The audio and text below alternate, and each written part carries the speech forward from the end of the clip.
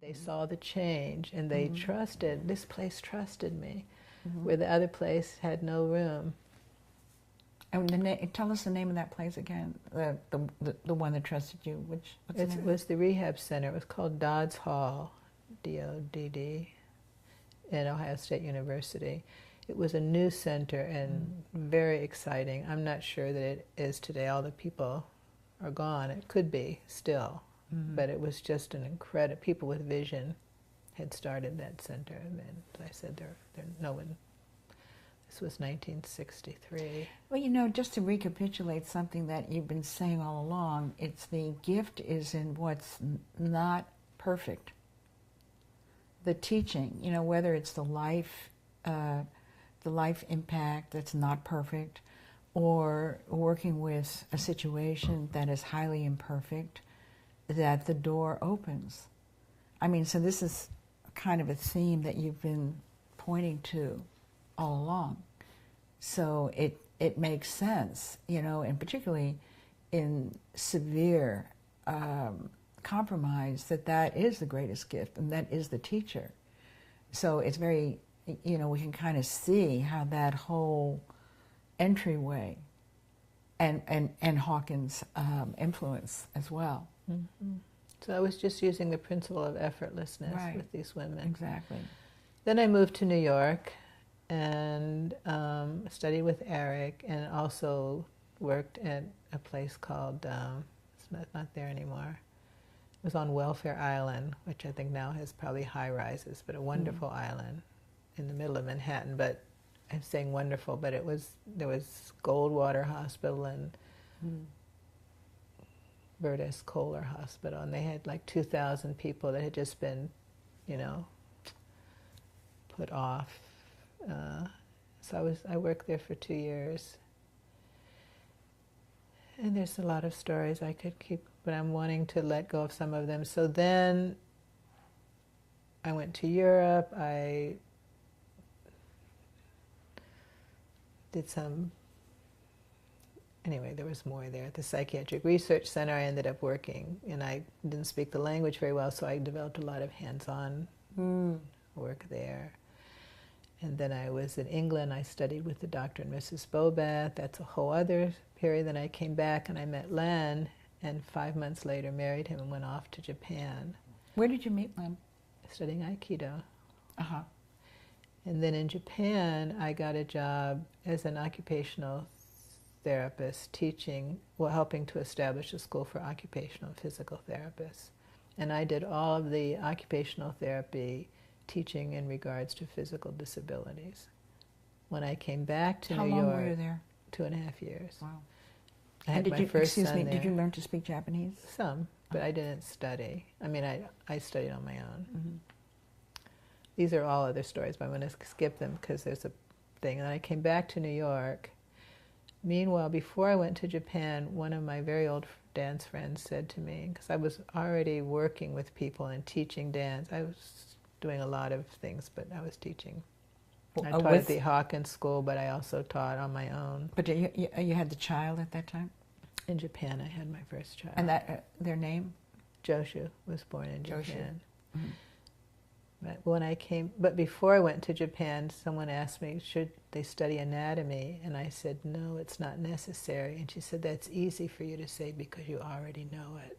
Because I was working in spirals there. I was doing all this spiralic stuff. Okay, came back from Japan, and that's when I started the school. So it was kind of like, I didn't want to work in hospitals anymore, and I already had a reputation in New York, and people came to me. Within a year I couldn't take students, and that's when I started the training, because I was already... And meanwhile I had my daughter was born there, and then Len went to chiropractic school. When he finished, the AMA, the American Medical Association, had so repressed chiropractic in New York that you could only work as a chiropractor if you graduated from Chicago and I think some other school. He was the last program in New York City to not be able to practice in New York City. So we moved to Massachusetts, a school there. Oh my goodness, that's how you got there. But I want to just rewind for a second. You have this huge career this teaching and trainings and this and that, and you're in a marriage and you have now 2 children. Well, I had a third one in Massachusetts. Okay, I was pregnant when I left New York.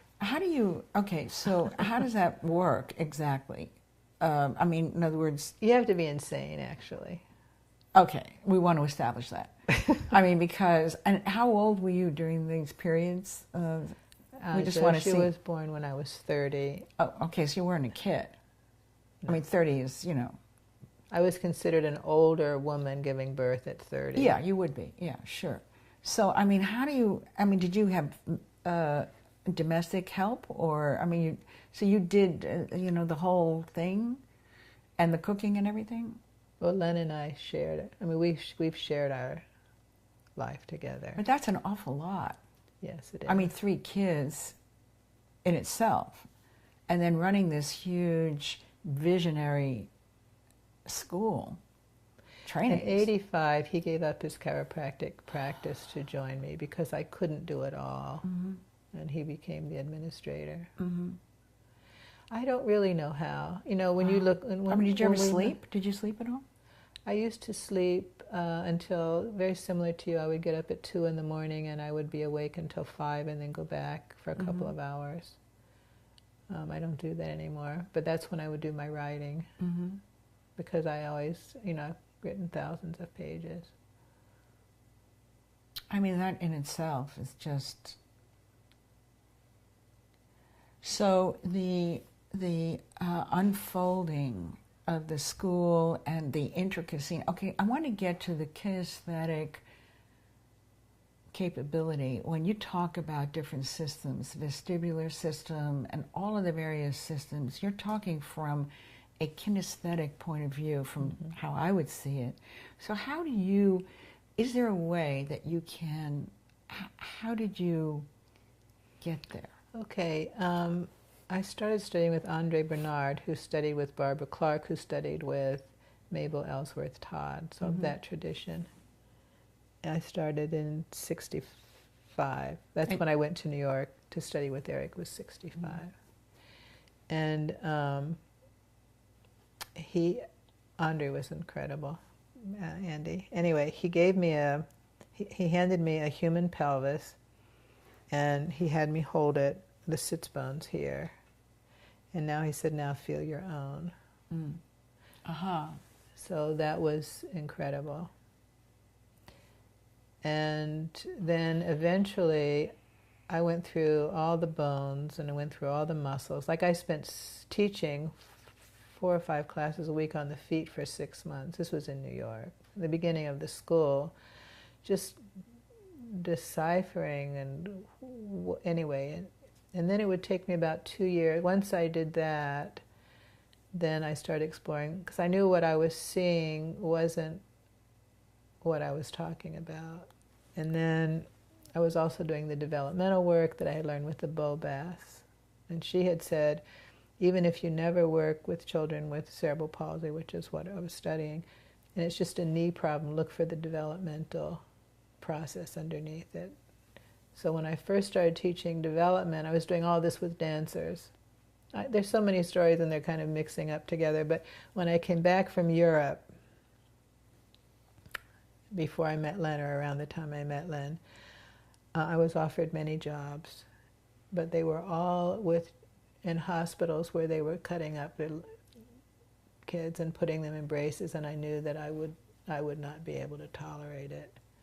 So I decided I had to apply it with dancers only. Before I was working with dancers, and I was working in hospital, and I was doing home visits. I had a lot of energy, studying 6 hours of dance a day. I had a lot of energy. So that's when I started this school. No, that was later I started this school. Anyway, let me pause for a second. I also studied with Irmgard Bartinieff, and off and on for like 19 years. I've had wonderful teachers. And one day she had me doing something, I'm not sure exactly what it was. Let's say I was on my hands and knees, and she was saying something about pulling back with the hamstrings. Now today, a lot of people would know what that was talking about. She even yelled at me. I didn't have a clue what she was talking about. To me, muscles contracted like this. I didn't have a concept of them moving through. And so that was another clue. I'm just saying that because that's a clue when I went to muscles. Well, what happens if it pulls this way? What if it happens if it pulls that way?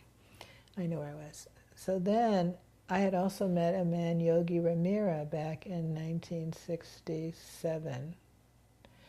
And he was a physical therapist. He had come from outside of Madras, India. He came to the hospital, Bainbridge Cohen, and at a lunch break gave a little rap on yoga, which, who knew about yoga in the early 60s? And I had lived with Indians and at the university. I had very good Indian friends. So I was interested in him as an Indian, not so much in yoga, but okay. Yoga was very boring because it was positional and wasn't something I was particularly interested in. And I could do all the postures. But he was looking for a place to give classes. So I was being a good hostess, American hostess, and I said, well, you can use my apartment. I thought I was offering something. I didn't realize he was setting me on a path. This is how life happens. So it was the first ashram in America from his lineage was in my apartment. Okay. Interesting. What I noticed in doing the yoga, I couldn't wait for him to find another one, by the way, because it took my time, was that I could do all the postures easily. But I did have more energy. And eventually he did find another place, and I was very happy. But I kept remembering, and there was a routine. I don't remember the routine. It gave me energy. And so through the years, if I was low on energy, I would go back to this. And so he talked about people that they were able to see in this clinic in India who had diabetes, and they would heal it, and they could even have sugar or whatever. They would totally heal. So that interested me. So after I'd spent several years with bones and muscles, and I knew it wasn't what I was seeing. I was seeing something deeper. Okay, organs. So then I went into the organs and the glands. And then after I did that, I thought, well, the nerves and the fluids. Each new system would take me about 2 years. The big one was how to decipher the fluids, because there wasn't a location. And the first fluids that I differentiated was the blood and CSF. And then it went on to subcellular, cellular, etc. But it was a pathway that I think is not, and I think and feel that we are also have teachers in many realms of existence, whatever that means. Mm-hmm. That it comes to us. It's not something we make happen. And somehow this body is a conduit for some information to be actualized at this time. I have no idea what I mean, and I don't actually care, because if I'm just present, that's enough. And ready to be fully alive and ready to die at any moment. And everything will be revealed as is needed in the moment. So it can have many spins, and people can spin it however. Mine is just to be as actively present for whatever is up.